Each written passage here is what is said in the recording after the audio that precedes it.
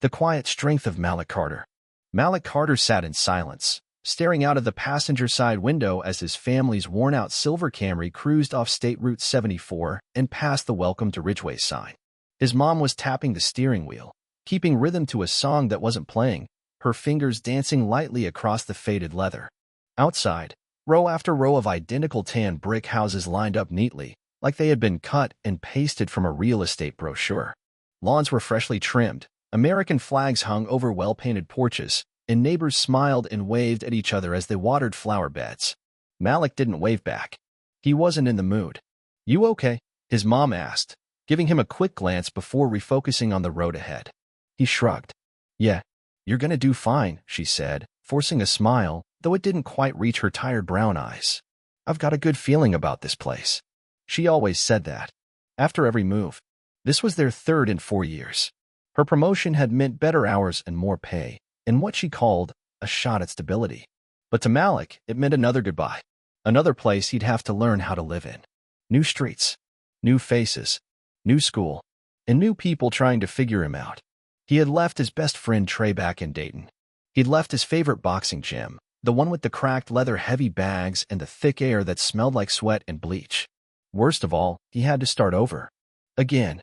As they pulled into the parking lot of Ridgeway Middle School, Malik wasn't ready. He wasn't sure he ever would be. The school was modern, square, and surrounded by old oak trees whose limbs stretched out over the low roof like they were guarding it. Kids clustered near the main entrance, talking, laughing, bumping fists. Backpacks hung lazily from their shoulders as they stood in their groups, the early morning energy buzzing all around. Malik's stomach tightened. Not because he was scared. Just because. He hated this part. The staring. The whispering. The silent sizing up. Some kids would be curious. Some would be indifferent. But there were always a few, the ones who decided before you ever said a word that you didn't belong. His mom pulled into a space near the front and shut off the engine. She turned toward him, her expression softening. "Look," she said, "I know it's hard. But you know who you are, Malik. Don't let anybody take that away from you." He nodded, quiet, unbuckling his seatbelt. "And if somebody gives you trouble," she added, "you remember what your uncle always told you." Malik gave a faint smirk. "Breathe deep. Stay calm." "Exactly," she said, and this time her smile was real. As Malik opened the door and stepped out, his uncle's words echoed in his head. Control is everything. Power doesn't come from throwing a punch, it comes from knowing when not to. He trained long enough to understand that truth. They walked to the entrance together, his mother's work shoes clicking steadily against the pavement. Malik kept his head low, his eyes on the cracked sidewalk. He could already feel it, that brief pause in conversation when someone new passes by, and the others don't know what to make of you yet. He felt the looks but didn't meet them. In homeroom, Ms. Whitaker, a tall woman with wire-rimmed glasses and a voice like a talk radio host, introduced him with barely a sentence. "We've got a new student today. This is Malik Carter from Dayton." She motioned toward him with one hand. "Let's make him feel welcome." A few heads turned. A nod here. A grunt there. That was it. He sat down in the last row and tried to disappear. But it's never that easy. The circles they walk in. By third period, Malik had figured out who was who. He had a skill for that. He knew who owned the halls and who avoided them, who smiled too much and who didn't smile at all. He spotted the loud one first, a boy with a buzz cut and a swagger that seemed to follow him wherever he went. His name, Malik overheard, was Blake. Blake cracked jokes that weren't funny and laughed like everyone was supposed to be in on it.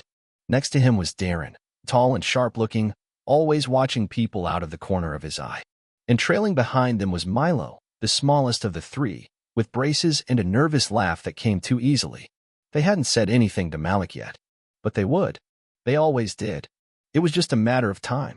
Malik kept his movements slow, his shoulders loose. He didn't avoid looking at them, but he didn't hold their gaze either. He wasn't scared. He wasn't nervous. But he didn't need trouble. Trouble had a way of finding kids like him anyway. And it did. First move. Lunch was a noisy blur. Plastic trays, sticky floors, and food that looked like it had lost a fight in the microwave. Malik grabbed his tray and headed for the table in the far corner, near the windows, where nobody was sitting. He liked it that way. Less noise. More room to think. He was halfway through chewing a bite of something pretending to be lasagna when a shadow slid across his tray. "You're new." Malik glanced up. A kid in a red hoodie stood there, curly hair tied on his scalp. He didn't look aggressive. Just curious. Yeah, Malik answered. I'm Tyrell, the kid said. You don't gotta sit by yourself, you know. Malik gave a small nod. Thanks. Tyrell gave him a half smile and walked back to his table. Malik appreciated the offer, but he didn't move. He wasn't here to make friends. Not yet. He needed to understand the place first. A few minutes later, the next shadow fell across his tray. It wasn't friendly. Blake stood there, Darren and Milo a step behind him. Yo, Blake said, loud enough to catch a few heads turning. That your mom's lunch? Malik didn't answer. He took another bite. Darren tilted his head. Maybe he doesn't speak English. Milo laughed too loud. Malik kept his eyes on his tray. He wasn't giving them anything. He'd learned a long time ago that bullies feed on your reaction. Don't give them energy. Stay steady. But that didn't make them stop. Blake leaned closer. What's in the bag? Karate GI? You gonna do some ninja moves? I'm eating, Malik said, his voice calm. What was that? Darren asked, stepping in closer. You say something? I said I'm eating, Malik repeated. There was a pause. Then Blake slapped Malik's milk carton off the table. It spun onto the floor, milk pouring out in a pale stream. Malik blinked. Once. He could feel the heat in his chest. That familiar coil tightening. But he didn't move. Tyrell showed up then, stepping between them. Back off, he said. Blake raised his hands in mock innocence. Relax, we're just saying hi. That's not what it looked like, Tyrell replied. Milo smirked, but it didn't reach his eyes this time. One of the lunch aides spotted the mess. What happened? She asked. Just spilled, Blake said quickly. They stepped back. They always did. Tyrell grabbed some napkins and helped Malik mop up the mess. You good? Tyrell asked. Malik nodded. He wasn't surprised. They'd be back. They always came back. Escalation. By the end of the week, Blake and his crew had made Malik their project. They bumped his shoulder in the hallway. Whispered things just loud enough for him to hear. Kicked his backpack when the teacher wasn't looking. They weren't trying to hurt him. Not yet. They were testing him. Poking at the edges, waiting to see where he'd crack. He didn't. But they didn't give up. Bullies never do. Not when they think they have something to prove. It was Tuesday when it all boiled over. Gym class. Dodgeball. Malik played clean. Hit his targets low. No showing off. When he tagged Blake out with a smooth shot to the legs, something changed. Later, in the locker room, he heard their footsteps. You think you're slick out there, Blake said behind him. Malik tied his shoe without turning around. Darren added, Kid thinks he's special because he can throw a ball. Malik stood, slowly. It's a game, he said. Blake stepped closer, but then the coach's whistle blew from the hallway. They left. But Malik knew they weren't done. The breaking point. It happened that Friday. Malik took the long way home. Bad idea. He found them behind the school, near the fence where kids hung out after the bell. Tyrell was there too, backpack on, hands at his sides, facing them. Malik walked up without hesitation. Quiet. Controlled. You done talking? Malik asked. Blake blinked. What? I said, are you done? Austin smirked. Nah, we're just getting started. Blake shoved Tyrell. Not hard. Just enough. Malik caught him.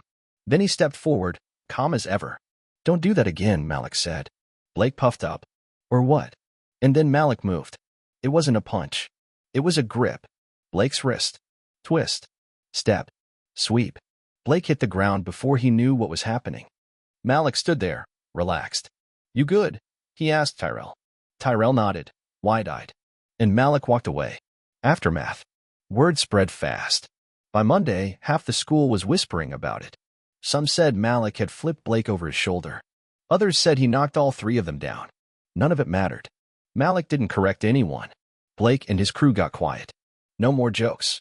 No more shoulder checks. But the silence wasn't peace. It was pressure. Waiting. A new reputation.